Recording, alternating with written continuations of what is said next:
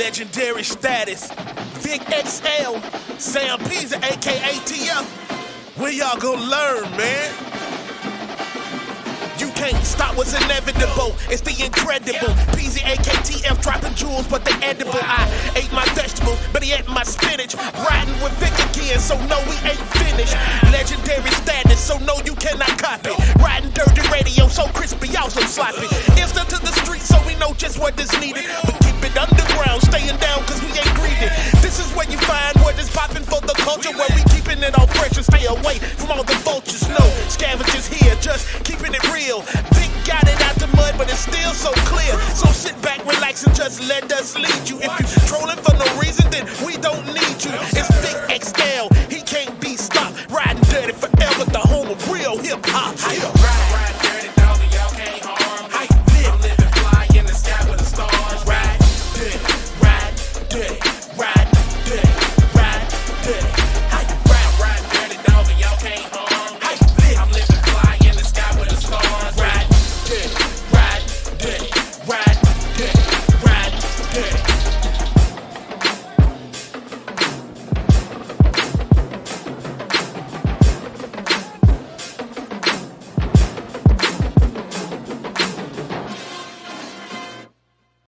But he ain't my spinach. Riding with Vic again, so no, we ain't finished.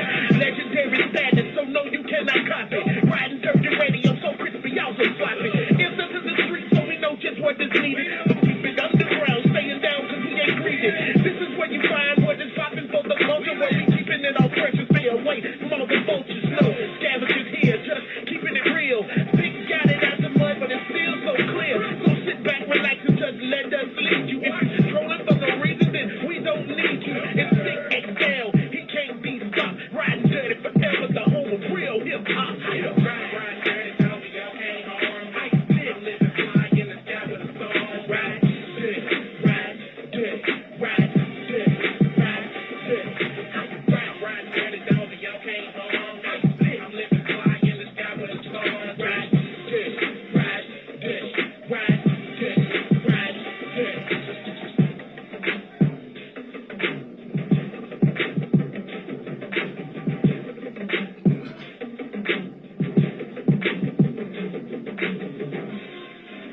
What up, what up, what up, what up, what up, what up, world? It's your boy, Vic XL. This is the Riding Dirty Show, where we bridge the gap between hip hop and everyday life, man. Want to say one time for everybody on the check-in over on Facebook Live. One time for everybody that's checking us out. Wherever you're checking us out, man, before we get into it, man, y'all, please make sure y'all check us out on your favorite streaming site where you can hear all our exclusive interviews, all right? Whether it's on iTunes, Spotify, whether it's on SoundCloud, Audio Mac, wherever you like to go check out all your streaming shows, podcasts, you can check out the Riding Dirty Show. All right? I want to say one time for the good people over at WRFG 89.3 FM in Atlanta. I also got to say one time for the good people over at Ride 95. You can exclusively catch us on both of those platforms where we stream music and give you the exclusive artist interviews. Also, be sure to follow us and check us out on our YouTube channel, Riding Dirty TV, where we also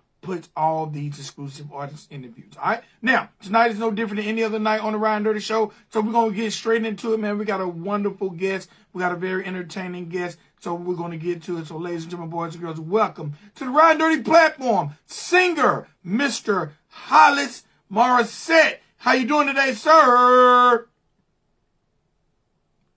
Hello, how are you? I have absolutely positively no complaints. How are you doing today? Or this evening, I should say. I'm doing amazing.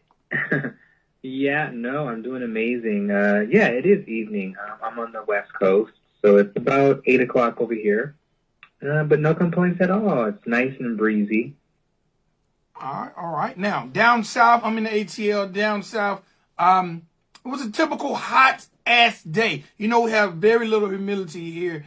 Humidity. So it makes the days seem like you can't breathe. Like you're like, heat. Yeah. All right, so look, No, I understand. I love to start the show off by letting all our guests know We're extremely humbled to have you on the show, to give you the opportunity and you to give us the opportunity to introduce yourself to our listeners. I don't like to say fans, our listeners, our family, and the people that have supported this show for the past 15 years. So again, we're very, very humbled and welcome. Wow, 15 years. Wow, that's amazing. First of all, I'm honored to be a guest on your show. So thank you for having me. I guess a little bit about myself. Well, I'm Hollis Morrisette, and I am an American singer and songwriter. I guess you can say producer, because, yeah, I guess, I produce my own music. I do my own background vocals and everything on top of that. I'm an actor. I'm a child actor, actually. And I've been singing all my life, been singing in front of audiences. According to my mom, my parents, I've been singing since I could talk. Been acting since I was 8 years old. And then when I was a teenager, I became a Hollister model. Cliche, Hollister, my name is Hollis. After that, I just kept going with acting and modeling. And then shortly after that, around the age of 20, I got on a hit television show. And shortly after that, I've been on 2 hit television shows. Been doing it, winging it, and, I'm in my 20s, and I'm just making my dreams come true, and I'm a former Mr.U.S pageant title holder. For those who are familiar with Miss.U.S, Mr.U.S is the male version, the brother organization to that, so I made one of my dreams come true by becoming a Mr.U.S pageant title holder, and this year I also became a published author. So I just, the list goes on and on. I'm so humbled and thankful to God for all the opportunities that I've been presented with, and I just keep going and try to be an inspiration to other people. All right, Hollis, that was a lot to unpack. So we got to break a lot of that down. Before we even get to the music. First thing is, you are a child actor. What was it like growing up in your household?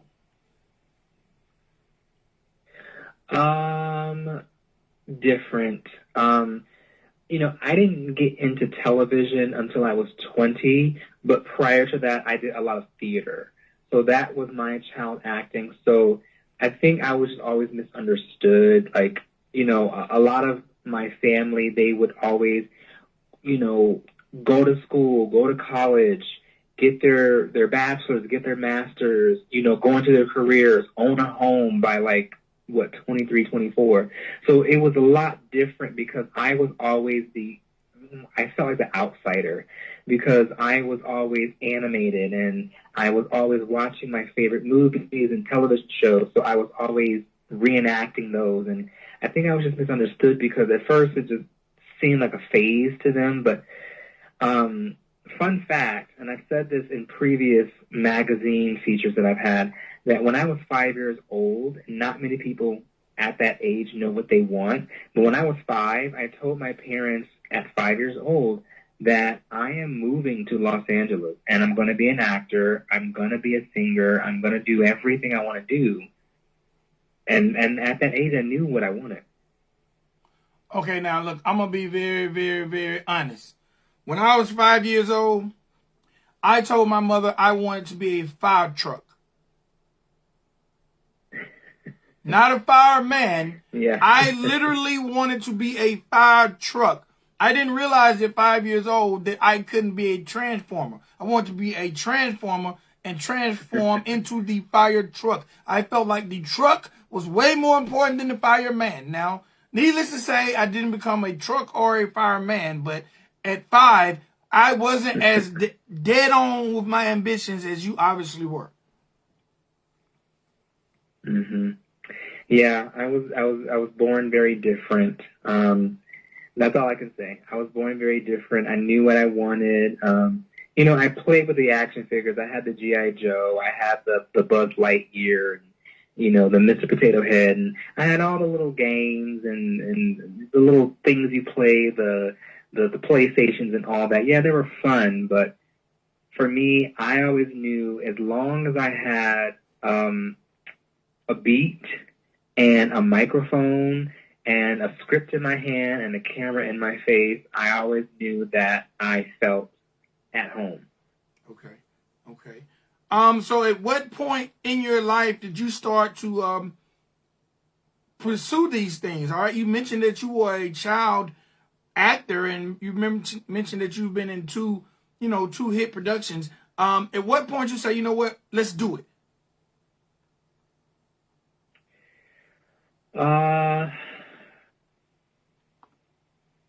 Well, I would say, again, when I was 5, I knew what I wanted to do, but I remember in elementary school, I ended up in the choir at my school, and I didn't want to at first, but I remember having a meeting with my counselor, and she kind of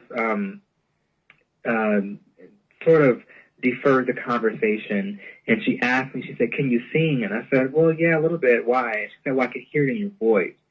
And long story short, she kind of blindsided me, but in a good way. She told the choir director about me, and I had to stay after school. I didn't know why. I thought I was in trouble. And come to find out, it was kind of like I was bombarded, for lack of better terms, with sort of like auditioning. Did not want to, but I did it, and I ended up, getting, in the choir, and I was like in the back row. I was like in the 5th row. I was happy with that. I was fine. I was like, okay, whatever. I would say less than 2 weeks of joining the choir, somewhere, some way, I ended up getting center lead singer. So at that moment, we were touring around, singing different songs for different people in audiences. And at that point, I knew this is what I want to do, because people are here for music. They are here for a good time. They're here for entertainment. And it wasn't like, oh, all eyes are on me. It wasn't like that. It was more so I'm providing a service with my voice. So that was at that moment in elementary school where I knew I can do something with this. Now with acting, I used to go to summer camps like YMCA, for example. And at that time, you could pick, like, I think it was every single week you could pick a different camp. Like, you could do, like, a movie camp, or you can do, like, a science camp, or whatever you wanted to do. You can do different things every week. And I would always choose the theater camps because they would have these videotapes. And I would be able to reenact and write my own scripts. And also at home, we had a videotape. 90 seconds. Recording different things. So I would say, like, at 8 years old, I knew, like, this is for me. This is like, kick this into high gear because I can do something with this. Okay. So yeah, 8 years old. That's when I knew. I was like, let's do this. Okay. Let's talk about becoming a Hollister model. How'd that transpire? That transpired. So a little fun fact with the 60 seconds. Netflix show on Netflix, obviously, where it's actually about the Abercrombie and Fitch story. And that's kind of about my life, and a lot of people's lives. And I'm not in it because there were so many people that this happened to, but I actually auditioned to be a Abercrombie and Fitch model because at the time I shopped mostly at Abercrombie and Fitch. And I liked Hollister, but at that time I didn't really shop there because I was like, I don't want to be like a cliche. I don't want to wear Hollister. My name is Hollis. And I was turned down. And then they told me to come back 6 months later and try again. And I did that. And I was turned down again. And I think just with my emotions, that was the one time in my life where I acted out of emotions. 10 seconds. To Hollister. And they could see that I was distraught. And it just so happened that day that I walked in there, the judges or the decision makers who were, the casting directors who were not casting directors, I guess, something like that. They were looking for models for Hollister, and I happened to fit the look they were looking for, and they ended up booking me that day, and I did it, and I did a short term, and it was fun while it lasted. Okay. All right. No doubt. No doubt. No doubt. Now,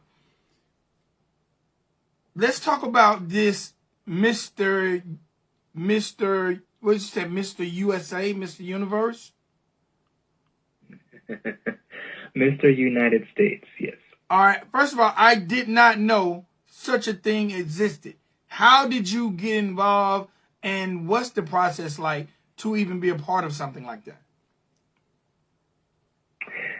Well, it's a process. I will say that I haven't been a person who's been fully involved growing up in pageantry, but I remember watching at times, not in fully invested, but at times I would see things like Miss USA and I would see all these pageants, and I would say there has to be a male version of this, and if not, then I'm going to step into that world. So since I was 13, I've always said that I'm going to be Mr. USA, I'm going to be Mr. United States, and I'm going to do it in my 20s. And so I'm actually a two-time pageant title holder. So the process, how it starts, you have to compete for your state title.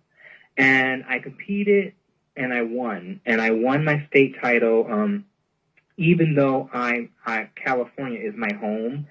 I was born in Michigan, and I left after high school. So I said, let me just pay homage. And so I ended up winning as Mr. Michigan United States. And then I had to compete for 16 weeks. And this was actually during the pandemic. So I made history not only winning, but, competing during a pandemic. And you have your swimwear, you have your evening wear, you have your runway fashion, your onstage question. You have all those different things you have to do. And after that, you have the awards night, and you're talking to the judges, you're doing these different things, and if you win, you're crowned. And I couldn't believe it that I had won, but I was so happy that I made it, another dream come true. And I was up for a People's Choice Award, and I was nominated for the Nation's Gentleman.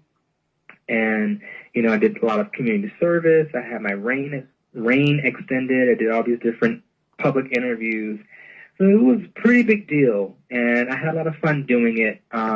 It was a lot of hard work, but, you have to be polished, and you have to, pageantry is, even though, yes, people look at it as an exterior type of thing, it's more than how you look on the external side. It's more so on the internal, because, you can look any kind of way on the outside, but if you're not right on the inside, then it's going to reflect.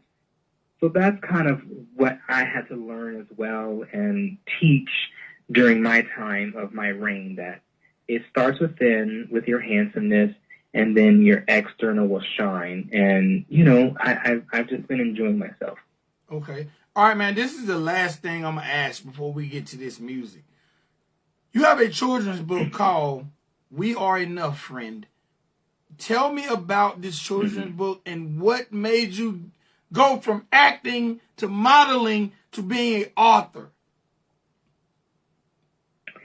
Yeah, well, I have always wanted to write a book. I've written several, but this is the first one that I published. And during my, after being crowned, during my reign, that fall of 2020, while I'm doing interviews, I decided, I was looking around, I said, okay, I'm doing these interviews, I'm in my reign, I'm doing these different things, right? But then I said, we're still in 2020, and this is fall. We're still in lockdown. Everything is still shut down. And I just remember kind of taking back a moment and thinking, I remember my childhood, and none of this existed. I remember playing outside. I remember, even though I'm in my 20s, I was born in the 90s, I still was brought up old school. You go outside and play, and you have your butt on the porch by the time the streetlights come on. And I thought about that, and I said, these kids were robbed of their summer. They had their Halloween taken away, Labor Day, Memorial Day. They had Christmas, Thanksgiving. They had all these things taken away from them. So then I thought about it, and I said, you know what? I don't want these kids to ever feel like this is their fault. And I don't want them to feel like they're not enough, because we are in a time right now where kids are our future, but they're also made to feel by some people or by society that they're not enough. So I decided to create this book, that you are more than enough, and you are deserving of love, and you're deserving of giving love. And that's why I wrote the book. Okay, and how long did it actually take you to write the book, and how hard was it finding someone to publish it? Or was it self-published? I took a different route. Again, I have several books, but this is the one that I published first. This one was self-published, but I gotta tell you, it was a lot of hard work, because even though I self-published it, I still had a team where I had to approve design. I had to reject certain things and say, nope, come back with this, but that's not what I wanted. Again, I wrote the book in about a month, but then I kind of put it to the side. And so you can think about it. I wrote it in fall of 2020, set it aside, and then I picked it back up this year. And within a couple of months, I was getting the ball rolling, having everything, kicking into high gear. It was a lot of hard work, I have to say. I did everything from scratch. Even the characters in the book, I designed from scratch. The pictures, the margins, how I wanted everything to look, everything was from scratch. So it was a lot of hard work, but it was worth it in the end. Okay, no doubt, no doubt. All right, let's get into the music, man. Who are some of your inspirations? Because you are a singer-songwriter. Who are some of your inspirations that have pushed you or motivated you to be the best artist you can be? So many. Some of my favorites are definitely Prince, Mariah Carey, Michael Jackson, Toni Braxton, definitely, I said Whitney Houston, right? I love Barry Manilow as well. And I mean, there's so many people, and Luther Vandross and Tina Marie. I mean, the list goes on and on. I could go on for days. I have so much inspiration. But if I had to pick my top 5, it would be Mariah Carey, Toni Braxton, Michael Jackson, Prince, and Whitney Houston. Those are just some of my biggest inspirations, because they have made and taken so many risks in their music, and really taken something, whether they've recreated it or made it original, and just made it a masterpiece. And I said, you know what? That is what I want to do. Okay. All right. No doubt. Okay. Now, when did you discover, and when did you have time to discover or realize that you had talent to be a singer-songwriter, in between modeling, in between acting, in between writing a book? Like, when did you realize that you had the skill set to go to take a pen and a pad, write a song, to hit a stage, to hit a studio? When did you realize that you could do that? Well, actually, I wrote my first song when I was in the 4th grade. And I wrote it and I performed it in front of a few people, and the reaction wasn't as great. But there was always something there, because I said, even back then, you're just putting words on paper. But I knew that there was talent there. There was, even if in 4th grade I didn't know that it was talent, I knew it was something. And when I wrote that song, it was trash, obviously. But I knew that I could put words on paper, and even though it didn't make sense, there was still a reaction. Even though they didn't like it, I could still tell there was a reaction.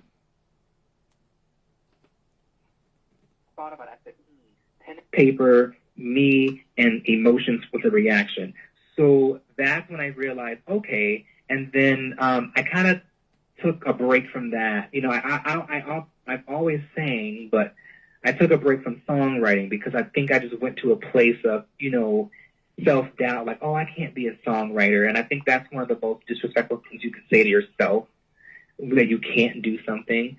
And one day I picked up a pen and paper, and I started, buying beats, owning all the rights to my music. And I said, you know what? I can actually do this. So I would say in my early 20s, I mean, I'm still in my 20s, but in my earlier 20s, like 21, 22, I started writing things down and even taking things out of my journal. And I said, you know what, let me put these together and piece these with my emotion or what I'm going through or also what the world is going through and put it into song form so that way people can relate. Because it's not just music, it's about relatability. Hello. Okay, okay. Yeah. Okay. And that's what I love. If you had to compare yourself to any artist, because people like to compare people, like who would you say you would go, you would be like in direct line with, or you would be in line with? You had to say, hey man, if you like Trey Songz, you'll like me. If you like Luther Vandross, you'll like me. What artist would you say that you feel like people would compare you to or lump you in a category with? Let me just say this. I think, and I don't take that, and this is not towards you, this is just a general answer because I've had this question before from people, from other hosts or people who are, interviewees. I don't compare myself to anyone. And I don't compare myself to any artist. I'm my own individual, and I think it's so easy and it's so natural to compare yourself or to compare another artist to another. I just cannot do that. I'm my own person, my own individual. Now, some people will hear my music and they'll say, oh, I can hear this person, I can hear that person, or I can hear her, I can hear him, I can hear whatever. Okay, I think that's nice, but you're only going to get, and I say this respectfully and with confidence, it's not cockiness because I'm not that person. You're only going to get one Hollis Morrisette. So therefore, I can only compare myself to me to be the better version of myself the next day. I can't compare myself to anyone else. All right, I can see myself collaborating well with people, but I can't compare myself, and I won't do that. All right, well, I don't see anything wrong with that answer at all. At all. Let's talk a little bit about this record that you have that we're about to end the show with called I Can't Hate You. Tell me about the record, the process that went into writing it, the concept, and the production. Oh, it's been a production. But I will say this. It's one of my favorite songs that I have ever released. This song will be on my upcoming EP album. It's my most favorite because it's bouncy, but also it has a lot of emotion. I played around with it. I did my own background vocals and so many different things. And even then, I didn't give everything I have, but I gave just enough because the song represents, no matter what you're going through, that you are a strong individual and no one can ever break you. Don't let anyone break you. It might hurt a little, but you'll be okay. And it's okay. And also to pay attention to the red flag. Don't fall for it. Trust your intuition, but you'll be okay. Okay. All right. Who actually produced it for you? So I actually produce my own music. Oh. I'm doing all these different things. Now, I do have a mixer and engineer who I've had for years. He's amazing. His name is Eric. And he helps me, and I go in the studio, and, he helps put things together. But I'm in the studio, and I like to get my hands dirty with everything, in a good way, with everything I do. I don't just put my name on something. I'm in there. I'm rearranging things. I'm adding beats. I'm adding sounds. I'm adding this. I'm changing words. I'm in there breaking multiple sweats. Okay, no doubt. All right, now, we live in an era of social media. Social media is ever so important to a lot of people. Some people can't go 24 hours without getting on social media. How has social media affected how you, especially when it comes to promoting and marketing your music, how has social media affected how you promote and market your music to the masses? I think social media has been helpful, but in some ways, I don't want to say hurtful, but I can't think of the word right now. But anyway, I will say this. I think social media has sort of held a standard by society that you have to have it all together. And if you don't have it all together, then no one's really checking you out. You know, if you don't have this many followers, nobody's paying attention. If you don't have a blue check mark, nobody's paying attention. You know what I'm saying? Like, if you don't have this amount of following or this amount of comments, nobody's really, paying attention. And I don't feel that that should be, the focus. And I think that's the downfall towards social media that I have experienced. And even though I've had some success, yes, I'm not doubting it. I think people feel like once you have a certain title as artist or multi-talented artist, that you should have this many numbers, or you should have this together, or you should have, X, Y, and Z together. And that's not always the case. And I think social media can be a struggle because it really brainwashes people. Okay. All right. With that being said, how can people find Hollis Morrisette on social media? Yeah. You can find me on my Instagram at the Hollis Morrisette, or Twitter at the Hollis M. My name is spelled like Hollister, but it's just Hollis. Or you can find me on my website or anywhere on the internet at Hollis Morrisette or hollismorrisette.com. All right. And do me a favor. Introduce your record to the world. Thank you so much. And I introduce my newest song, I Can't Hate You. Appreciate it, Mr. Morrisette. Thank you so much.